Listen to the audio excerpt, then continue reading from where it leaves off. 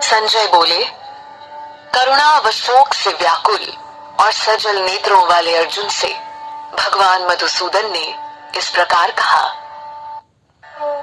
श्री भगवान बोले, हे अर्जुन, इस संकट काल में यह मोह तुम्हें कैसे उत्पन्न हो गया?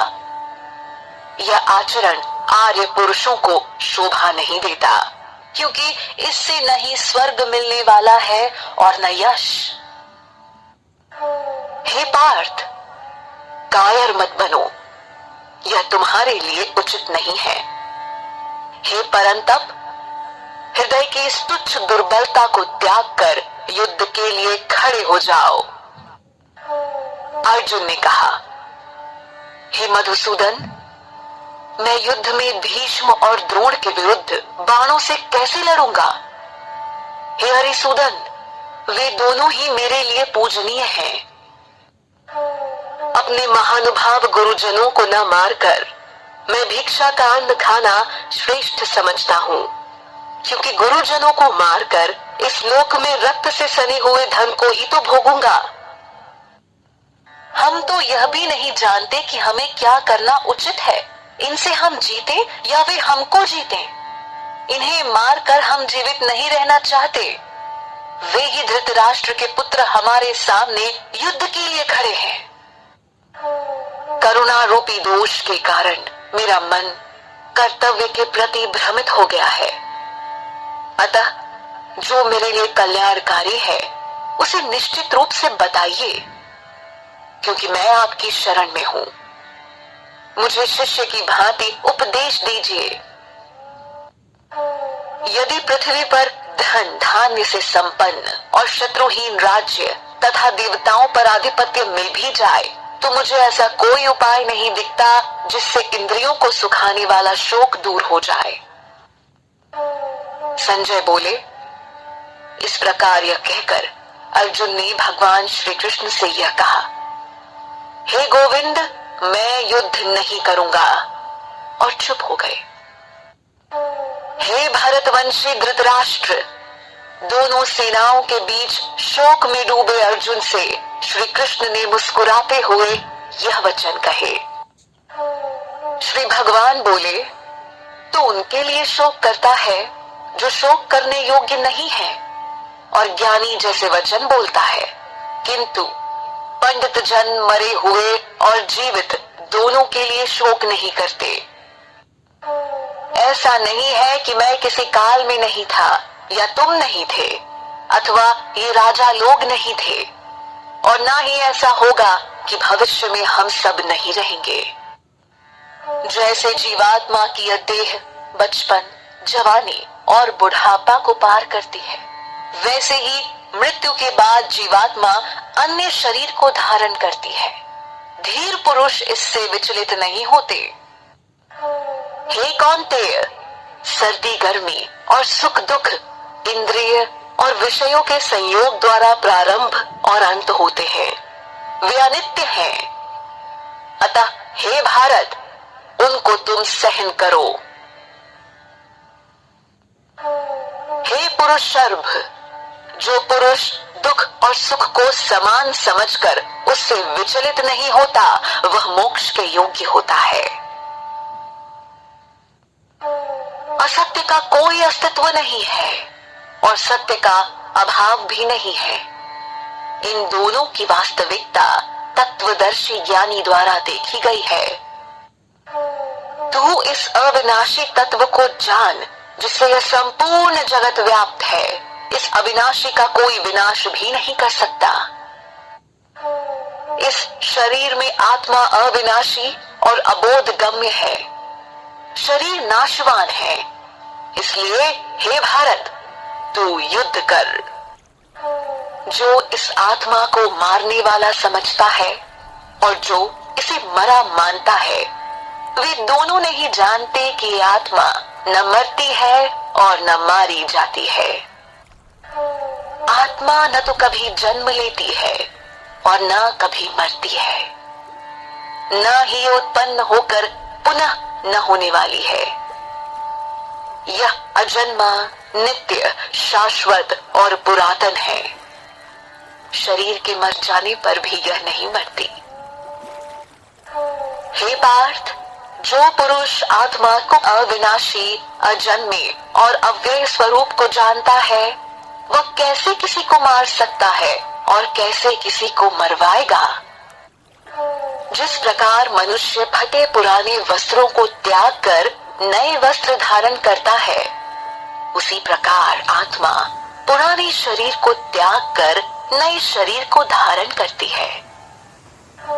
इस आत्मा को शस्त्र काट नहीं सकते, अग्नि जला नहीं सकती, जल गीला नहीं कर सकता और वायु सुखा नहीं सकती।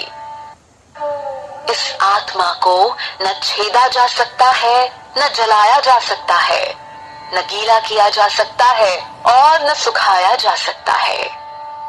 यह नित्य, सर्वव्यापी, अविकारी, अचल और स्थिर स्वभाव वाली सनातन है। इस आत्मा को अव्यक्त, अचिंत्य और अविकारी कहा गया है। इसलिए ऐसा जानकर तुझे शोक नहीं करना चाहिए। हे महाबाहो, यदि तू इस आत्मा को नित्य जन्म लेने वाला और मरने वाला मानता है, तो भी इसके लिए तुम्हें शोक नहीं करना चाहिए। जन्म लेने वाले की मृत्यु निश्चित है और मरने वाले का जन्म निश्चित है। इसलिए जो अटल है, उसके विषय में तुम्हें शोक नहीं करना चाहिए। हे भारत, जन्म से पहले सभी प्राणी अव्यक्त थे और मरने के बाद भी अव्यक्त हो जाते हैं, केवल मध्य में प्रकट दिखते हैं। अतः इसमें शोक ही क्या करना। कोई इस आत्मा को आश्चर्य से देखता है और कोई इसका आश्चर्य से वर्णन करता है और कोई आश्चर्य से सुनता है, पर कोई इसे सुनकर भी नहीं समझ पाता। हे भारत, शरीर में रहने वाली इस आत्मा का कभी वध नहीं किया जा सकता, इसलिए किसी भी प्राणियों के लिए तू शोक मत कर। इसलिए अपने धर्म को देखते हुए युद्ध करने में संकोच मत कर, क्योंकि क्षत्रिय के लिए धर्म युद्ध से बढ़कर दूसरा कोई कल्याणकारी कर्तव्य नहीं है। हे पार्थ, वे क्षत्रिय धन्य है जिन्हें ऐसे युद्ध का अवसर प्राप्त होता है। ऐसा युद्ध खुला हुआ स्वर्ग का द्वार है। यदि तू इस धर्म युद्ध को स्वीकार नहीं करता है, तो अपने धर्म और यश को खोकर पाप का भागी बनेगा। सब लोग हमेशा तेरी अपयश को कहते रहेंगे। एक सम्मानित पुरुष के लिए अपयश मृत्यु से भी बढ़कर है। महारथी योद्धा तुझे भय के कारण रण छोड़ भाग कहेंगे। जो लोग तेरा आदर करते थे, वे ही तुझे तुच्छ समझेंगे। तेरे शत्रु तेरे सामर्थ्य की निंदा करते हुए बहुत से कटु वचन बोलेंगे, फिर उससे अधिक दुख तुझे क्या होगा। यदि तू युद्ध में मारा गया तो स्वर्ग प्राप्त करेगा और विजय हुई तो पृथ्वी का सुख भोगेगा। इसलिए हे कौन्तेय, खड़ा हो जा और निश्चय पूर्वक युद्ध कर। सुख दुख, लाभ हानि और जय पराजय में संभाव रहकर युद्ध के लिए तैयार हो जा, फिर तुम्हें पाप नहीं लगेगा। हे पार्थ, यह बुद्धि सांख्य योग के विषय में कही गई है और अब तू कर्म योग के विषय में सुन। इस बुद्धि से युक्त होकर तू कर्म बंधन से छूट जाएगा। इस कर्म योग में किए गए प्रयास का नाश नहीं होता और ना ही फल दोष होता है। इस धर्म का पालन करने से महाभय से रक्षा होती है। हे कुरु नंदन, इस कर्म योग में निश्चयात्मक बुद्धि एक ही होती है, किंतु अस्थिर चित्त वाले पुरुषों की बुद्धियां अनेक प्रकार की और अनंत होती हैं। हे पार्थ, अविवेकी पुरुष वेदों की पुष्प जैसी आकर्षक और दिखावटी वाणी बोलते हैं और कहते हैं कि स्वर्ग से बढ़कर और कुछ नहीं है।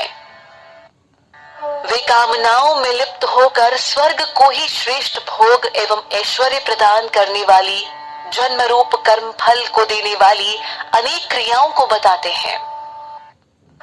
भोग और ऐश्वर्य में आसक्त लोग, जिनके चित्त को आकर्षक व दिखावटी वाणी द्वारा हर लिया गया है, ऐसे लोगों की निश्चयात्मिका बुद्धि परमात्मा में नहीं होती। हे अर्जुन, तू वेद के तीनों गुणों से रहित और निर्द्वंद हो जा और नित्य सत तत्व में स्थित होकर योग क्षेम को न चाहते हुए परमात्मा में स्थित हो जा। जैसे चारों ओर जल ही जल होने से किसी एक जलाशय का कोई महत्व नहीं होता, वैसे ही ब्रह्म को सम्यक प्रकार से जानने वाले ज्ञानी को वेदों की कोई आवश्यकता नहीं रहती। तेरा अधिकार केवल कर्म करने में ही है, फल में कदापि नहीं। इसलिए तू कर्म फल का हेतु मत बन और कर्तव्य न करने में तेरी आसक्ति न हो। हे धनंजय, तू आसक्ति को त्याग कर सिद्धि असिद्धि में सम होकर योग में स्थित हुआ कर्म कर। संभाव ही योग कहलाता है। हे धनंजय, संबुद्धि योग की अपेक्षा सकाम कर्म निम्न स्तर का है। इसलिए तू संबुद्धि की शरण में हो जा, क्योंकि कर्म फल की इच्छा वाले अत्यंत दीन होते हैं। संबुद्धि युक्त मनुष्य इस जीवन में पुण्य और पाप दोनों को त्याग देता है। इसलिए तू योग मार्ग का अनुसरण कर, क्योंकि कर्मों में कुशलता ही योग है। संबुद्धि ज्ञानी जन कर्म फलों को त्याग कर जन्म मृत्यु के बंधन से मुक्त होकर परम पद को प्राप्त करते हैं।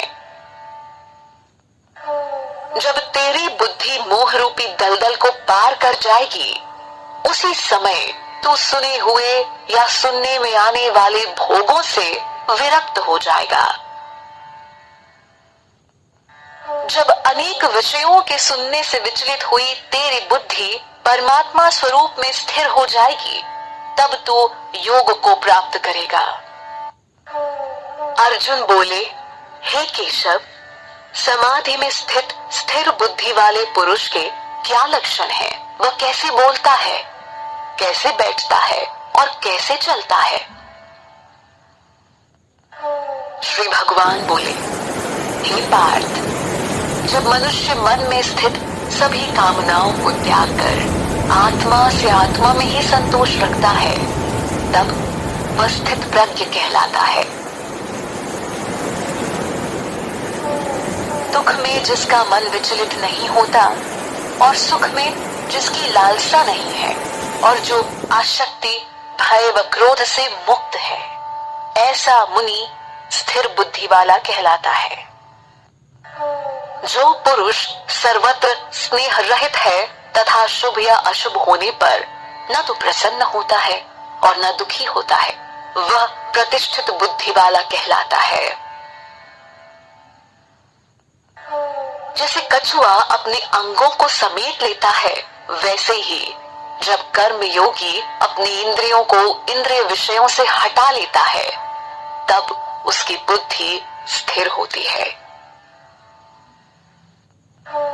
इंद्रियों से विषयों को हटाने वाले पुरुष के विषय तो निवृत्त हो जाते हैं, पर भोगों में आसक्ति बनी रहती है। किंतु स्थित प्रज्ञ पुरुष परमात्म तत्व का अनुभव होने से निवृत्त हो जाता है। हे कौन्तेय, प्रयत्न करते रहने पर भी बुद्धिमान पुरुष के भी मन को ये चंचल इंद्रियां बलपूर्वक हर लेती हैं। इसलिए सभी इंद्रियों को वश में करके मुझसे युक्त और परायण हो जा, क्योंकि जिसकी इंद्रियां वश में होती हैं, उसकी प्रज्ञा प्रतिष्ठित होती है। विषयों का चिंतन करने से उसमें आसक्ति हो जाती है। आसक्ति से कामना और कामना पूरी न होने से क्रोध उत्पन्न होता है। क्रोध से मूढ़ता उत्पन्न होती है और मूढ़ता से स्मृति भ्रम हो जाती है।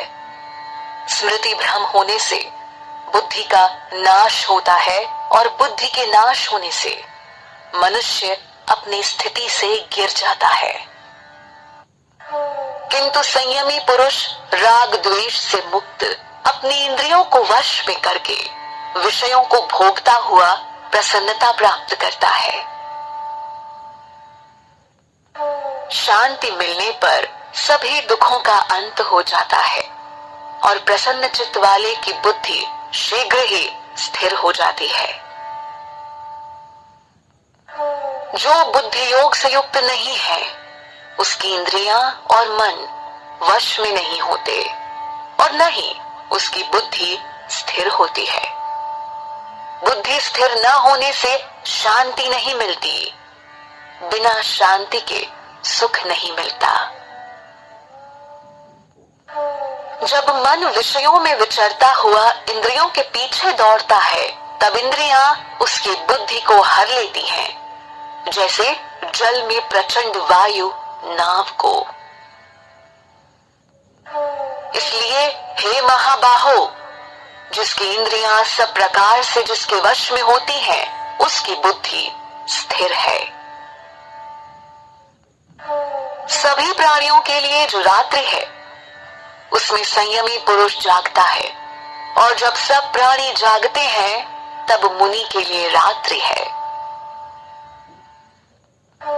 जैसे नदियों का जल चारों ओर से आकर समुद्र में मिलने पर समुद्र अपनी मर्यादा में अचल और शांत रहता है, वैसे ही संयमी पुरुष बिना विकार उत्पन्न किए परम शांति को प्राप्त होता है, कामनाओं को चाहने वाला नहीं।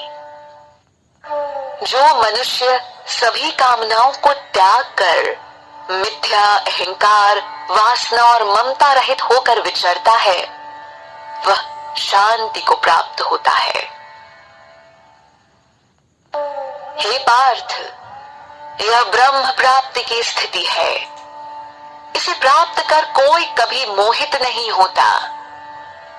यदि अंत काल में भी इसी स्थिति में स्थिर रहे तो ब्रह्म निर्वाण की प्राप्ति हो जाती है।